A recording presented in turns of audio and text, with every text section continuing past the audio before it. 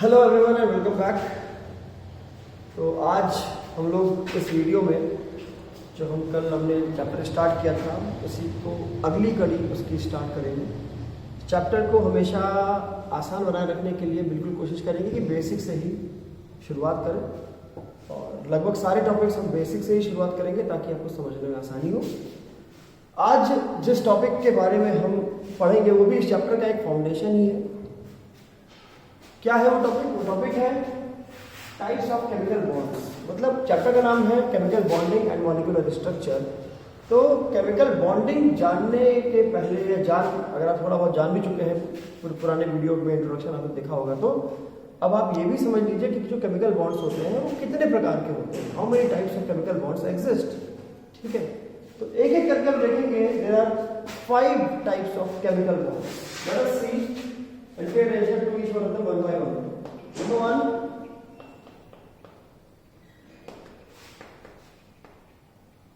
ionic bond. Number 2, covalent bond. Number 3,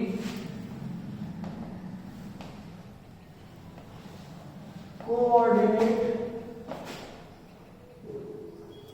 covalent bond और इसको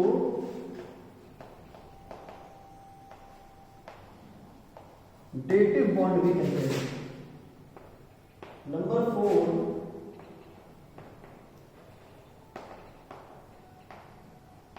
metallic bond. Number 5,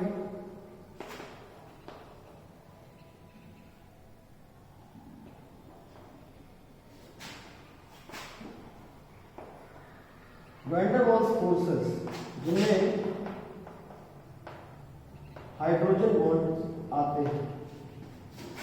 ठीक है, ये वो 5 प्रकार के बॉन्ड हैं जिनके बारे में हम इस चैप्टर में ही नहीं, जब जब बॉन्ड पढ़ेंगे तब तो हमें इस प्रकार यही सारे बॉन्ड्स हमारे सामने आते रहेंगे। ठीक है, तो हम एक एक करके सभी बॉन्ड्स के बारे में डिस्कस करेंगे। Ionic bond, covalent bond, coordinate covalent bond या dative bond, metallic bond, van der Waals forces, जिसका एक टाइप है हाइड्रोजन बॉन्ड। ठीक है, अब आप ये पूछोगे कि ये सेकंड कोवैलेंट बॉन्ड है और उसके बाद थर्ड वाला मैंने इसके सब हेडिंग जैसा बना के क्यों लिखा है? वो मैंने ऐसा इसलिए लिखा है क्योंकि ये जो कोऑर्डिनेट कोवैलेंट बॉन्ड होता है ये एक प्रकार का कोवैलेंट बॉन्ड ही होता है, बस इसके बनने का प्रोसेस हल्का सा डिफरेंट होता है, इसीलिए इससे अलग भी पढ़ा जाता है, लेकिन ये होता इसके जैसा ही है। इसी को कोऑर्डिनेट कोवैलेंट बॉन्ड को ही डेटिव बॉन्ड भी कहा जाता है। ठीक है, मेटालिक बॉन्ड एक प्रकार का बॉन्ड है जो मेटल्स के एटम्स के बीच में होता है। ठीक है, और ये वैन डर वाल्स फोर्सेस क्या है?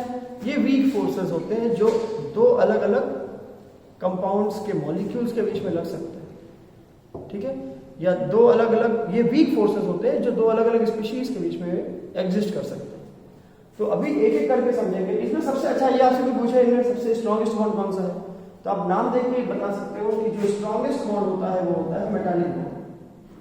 ठीक है, और वीकेस्ट कौन सा होता है? वीकेस्ट होता है वैन डर वाल्स फोर्सेस, क्योंकि ये वीक बॉन्ड है, वीक फोर्स ऑफ अट्रैक्शन है van der Waals forces.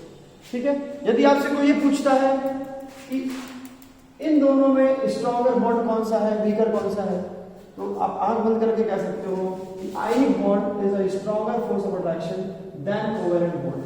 Why? Because it is a force of attraction that develops between two opposite charges. Okay, whereas this covalent bond is a type of force of attraction which develops due to sharing of electrons. Okay, और अगर इसकी बात करोगे तो ये क्या है? ये बिल्कुल कोवैलेंट बॉन्ड जैसा ही है। जैसे ये बनता है इलेक्ट्रॉन की शेयरिंग से, वैसे ही डेटिव बॉन्ड भी इलेक्ट्रॉन की शेयरिंग से ही बनता है। तो आपके मन में ये एक पिक्चर क्लियर होनी चाहिए कि बॉन्ड्स कितने प्रकार के होते हैं। जितने प्रकार के होते हैं वो आपके सामने है। Ionic bond, covalent bond, coordinate covalent bond जिसको डेटिव बॉन्ड बोलते हैं, metallic bond and van der Waals forces. और इनके बॉन्ड के स्ट्रेंथ की अगर हम बात करें तो सबसे स्ट्रॉन्गेस्ट बॉन्ड होता है मेटालिक बॉन्ड। आप जानते हो ये चीज कि सारे मेटल्स कैसे होते हैं? स्ट्रॉन्ग होते हैं, है ना, हार्डी होते हैं, रफ होते हैं, या यूं कह लीजिए रफ एंड टफ होते हैं और उनके लिए कई सारे शब्द आपने पढ़े होंगे। उनका मेटलिक लस्टर होता है, वो सोनोरस होते हैं, वो डक्टाइल होते हैं, वो मैलिएबल होते हैं। तो metals are strong substances, metals are stronger forms of matter. तो स्ट्रॉन्ग इसीलिए होते हैं क्योंकि उनके बीच में जो कॉन्स्टिट्यूएंट पार्टिकल्स होते हैं उनके अंदर कौन होता है, एटम्स, मेटल के एटम्स, उनके बीच में जो फोर्सेस ऑफ अट्रैक्शन होते हैं they are the strongest forces of attraction. Those strongest forces of attraction are known as metallic bonds. अब इसके बारे में तब ज़्यादा अच्छे से पढ़ोगे जब हम आगे चल के पढ़ेंगे, आगे चल के सॉलिड स्टेट्स के बारे में पढ़ेंगे, कभी अगले साल पढ़ोगे आप 12th में, तो आपको वो चीज़ ज़्यादा क्लियर होगी। फिलहाल अभी के लिए जो आपके सामने है आप उस पर थोड़ा ध्यान दीजिए। तो हम टाइप्स पढ़ चुके हैं और इनके स्ट्रेंथ के बारे में पढ़ चुके हैं। अब हम एक एक बॉन्ड करके एक बॉन्ड को एक टॉपिक लेके आगे पढ़ते हैं।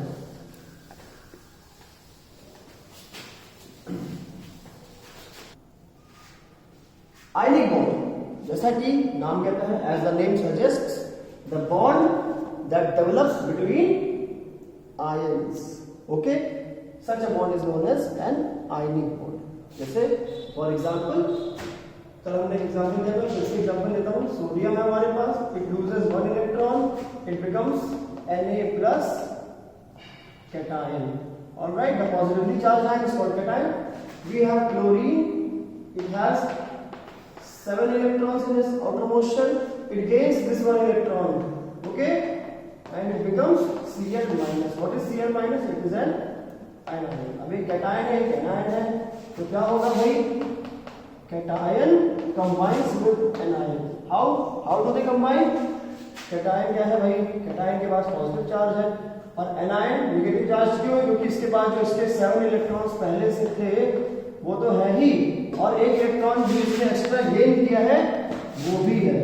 ठीक है, मैंने एक्स्ट्रा डार्क करके बना दिया ताकि आपको पता रहे ये इलेक्ट्रॉन वो है जो इसने गेन किया हुआ है। ओके, तो ऐसा करने की वजह से इसके पास क्या आ गया, नेगेटिव चार्ज। अब आप खुद बताओ कि जो एक स्पीशीज है पॉजिटिवली चार्ज, दूसरी स्पीशीज है नेगेटिवली चार्ज। अनलाइक चार्जेस के बारे में आप जानते हो, क्लास 8 में आपने कहीं पढ़ा होगा कि unlike charges attract each other, right. तो ये पॉजिटिवली चार्ज है, ये नेगेटिवली चार्ज है, दोनों आयंस हैं, दोनों both are unlike charges. So what will they do, naturally they will attract each other, and what will they do, what will they form, they will form a bond.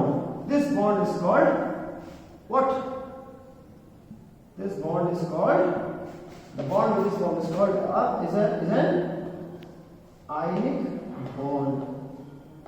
ठीक है, अब क्योंकि ये bond oppositely charge species के बीच में बना है इसलिए ये बॉन्ड एक स्ट्रॉन्ग बॉन्ड होता है। सो आयनिक बॉन्ड इज इसकी दो स्पेशल प्रॉपर्टीज आप जान लीजिए। ये एक स्ट्रॉन्ग बॉन्ड होता है, strong bond with respect to covalent bond, covalent से ज्यादा स्ट्रॉन्ग बॉन्ड होता है। दूसरी स्पेशल इसकी एक बहुत ही इंपॉर्टेंट प्रॉपर्टी है, इसको कहते हैं non directional bond. Non directional bond, ये नॉन डायरेक्शनल बॉन्ड क्या चीज है भाई, नॉन डायरेक्शनल का मतलब क्या होता है, नॉन डायरेक्शनल का मतलब होता है जिसकी कोई एक निश्चित दिशा ना हो, जिसकी कोई एक निश्चित डायरेक्शन ना हो, जिसकी कोई फिक्स डायरेक्शन ना हो, उसको नॉन डायरेक्शनल कहेंगे। तो इसको नॉन डायरेक्शनल क्यों कहते हैं, मैं आपको जो बताने जा रहा हूं उसको ध्यान से देखिएगा, आपको सब समझ में आएगा कि इसको नॉन डायरेक्शनल क्यों कहते हैं।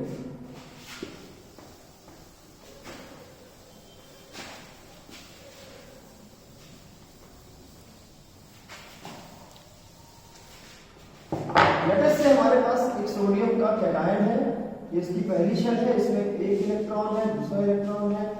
ये इसकी दूसरी शेल है, इसमें कितने इलेक्ट्रॉन्स है भाई, इसमें 8 इलेक्ट्रॉन्स है। ठीक है, और इसकी जो आउटर मोस्ट शेल थी वो इसने उसमें से उसने इलेक्ट्रॉन खो दिया है, तो ये क्या बन चुका है, ये कैटायन बन चुका है, क्योंकि इसकी तीसरी शेल है तो, लेकिन मतलब कि नहीं, क्योंकि उसका इलेक्ट्रॉन जा चुका है। ठीक है, कहाँ गया वो इलेक्ट्रॉन, एक क्लोरीन था, उसकी पहली शेल में कितने इलेक्ट्रॉन्स थे, 1 2, दूसरी शेल कितने इलेक्ट्रॉन्स थे, 1 2 3 4 5 6 7 और 8, और तीसरी शेल में कितने इलेक्ट्रॉन्स थे, 7 इलेक्ट्रॉन थे नेचुरली, 1 2 3 4 5 6 7, और इसने किया क्या कि सोडियम ने जो एक इलेक्ट्रॉन अपना खोया था इसने उसको क्या कर लिया है, इसने गेन कर लिया है। जो ये है, ये जो मैंने एक्स्ट्रा बड़ा इलेक्ट्रॉन बनाया है, ये बड़ा है नहीं, एक्चुअली मैंने इसलिए बनाया ताकि आपको पता है कि ये वो इलेक्ट्रॉन है जो कहां से आया है, जो सोडियम से क्लोरीन के पास आया है। ठीक है, अब आप खुद देखो, ये पॉजिटिवली चार्ज स्पीशीज है, नेगेटिवली चार्ज स्पीशीज है। मैंने एक दिन आपको बताया था कि जब कोई मेटल इलेक्ट्रॉन लूज करता है तो उसका साइज श्रिंक हो जाता है, और कोई नॉन मेटल इलेक्ट्रॉन गेन करता है तो उसका साइज एक्सपैंड हो जाता है। मतलब अपने नॉर्मल साइज से ये छोटा हो गया है, ये अपने नॉर्मल साइज से बड़ा हो गया है। इसका जो पॉजिटिव चार्ज है वो यूनिफॉर्मली डिस्ट्रीब्यूटेड है थ्रू आउट द आयन, और इसका जो नेगेटिव चार्ज है वो भी through out the ion uniformly distributed है। तो क्या आप ये कहोगे कि ये इसका जो ये बॉन्ड बन रहा है, इसका बॉन्ड सिर्फ इसके न्यूक्लियस और इसके न्यूक्लियस के बीच में है?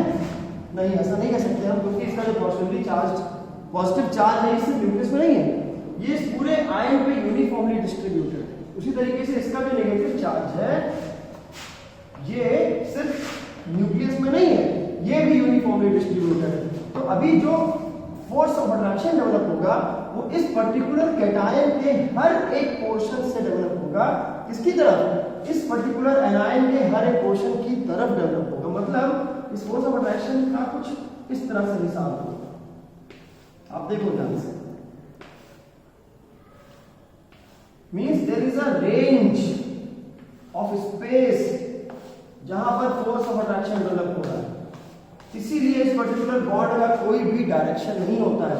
अगर ये आयन छोटा है, मान लीजिए फॉर एग्जांपल, अगर ये आयन छोटा है और ये आयन और बड़ा है, लेट अस अज्यूम, तो देखो ये डायरेक्शन कहां पे जा रही है? ये क्या आप डायरेक्शन कह सकते हो? यहां पर ये बॉन्ड की दिशा ऐसी जा रही है, यहां पर इस बॉन्ड की दिशा ऐसी जा रही है। तो क्या कोई एक निश्चित दिशा हो रही है? कोई एक निश्चित डायरेक्शन नहीं हो रही। और इसीलिए जो भी आयनिक बॉन्ड डेवलप होते हैं उनका एक डाइपोल मोमेंट तो एक डायरेक्शन में होता है। एक डाइपोल मोमेंट क्या होता है, आप आगे पढ़ोगे, उनका एक मोमेंट, डाइपोल मोमेंट एक डायरेक्शन में होता है। डाइपोल मतलब दो पोल्स, एक पॉजिटिवली चार्ज पोल, एक नेगेटिवली चार्ज पोल, और उसका एक नेट डाइपोल मोमेंट होता है जिसका यूनिट होता है बोर मैग्नेटॉन। लेकिन उसके बावजूद जो आयनिक बॉन्ड होता है उसकी कोई डायरेक्शन नहीं होती है। वो क्यों? क्योंकि जो कैटायन था उसका ये पोर्शन इसको भी अट्रैक्ट कर रहा है और इसी का ये पोर्शन इसको भी अट्रैक्ट कर रहा है। मतलब there is no net direction of force of attraction. Force of attraction का कोई नेट डायरेक्शन नहीं है। क्लियर है? हर पोर्शन कैटायन का एनायन के हर पोर्शन को अट्रैक्ट कर रहा है, और एनायन का भी हर पोर्शन कैटायन के हर पोर्शन को अट्रैक्ट कर रहा है। मतलब कोई एक निश्चित पॉइंट नहीं है जो एक दूसरे को अट्रैक्ट कर रहा है। इसका हर एक पॉइंट इसके हर एक पॉइंट को अट्रैक्ट कर रहा है। इसीलिए इन दोनों के बीच में जो फोर्स डेवलप हो रहा है, जिसको हम आयनिक बॉन्ड बोलते हैं, उसकी कोई निश्चित दिशा नहीं होती, उसका कोई फिक्स्ड डायरेक्शन नहीं होता है। ठीक है? So this is the simple explanation of why ionic bonds are non directional. Okay, and अभी आप ये जान गए होंगे कि ये पॉजिटिवली चार्ज कैटायन है, ये नेगेटिवली चार्ज एनायन है। तो इन दोनों के बीच में डेवलप होने वाला फोर्स ऐसा फोर्स होगा, जब चार्ज्ड बॉडीज के बीच में फोर्स डेवलप होता है वो स्ट्रॉन्ग फोर्स होता है। ठीक है? So this is the simple explanation of why ionic bonds are strong bonds and why ionic bonds are non-directional. Stay tuned in the next video for explanation of covalent bond and some other explanations. Thank you.